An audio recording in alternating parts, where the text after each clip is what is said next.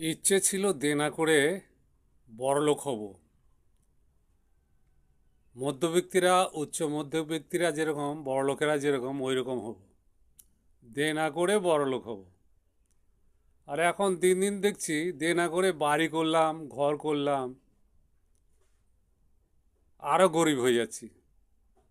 ভালো খেতে পাচ্ছি না, ফলমূল, মাছ মাংস প্রায় সময় খেতে পাচ্ছি না।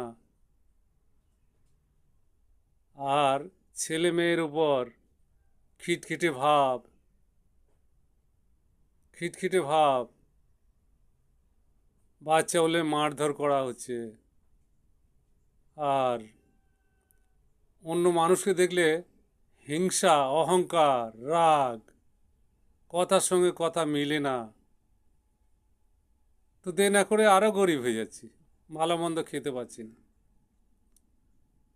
আর মনে হচ্ছে অনেক বড় লোক, ঘরের উপরে আছি দেনা করে, অনেক বড় লোক এরকম মনে হচ্ছে। আবার আরেকজন মনে করছে যে পশু একটা ঘরের মধ্যে আছে। দেখো, ছাদের উপরে শিয়াল বসে আছে, ছাদের উপরে নেকড়ে বসে আছে, নেকড়ে, হায়না বসে আছে, তারপরে বিড়ালের মতো লাগছে, কুকুরের মতো লাগছে, এরম পশুর মতো লাগছে দেনা করে। এই দেনা, দেনাই জগৎটাকে শেষ করলো। এরা লোভে পাপ, পাপে মৃত্যু যেটা বলে সেইটাই।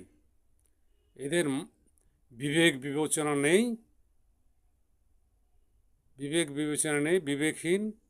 এরা দিনে অন্ধ। আরে ভগবান তৈরি করেছে গরিব আর বড়লোক। অত্যাচার যারা করে, অত্যাচারী, হারামখোর, অসৎ পথে যারা পয়সা উপার্জন করে, তারাই তো বড়লোক হবে।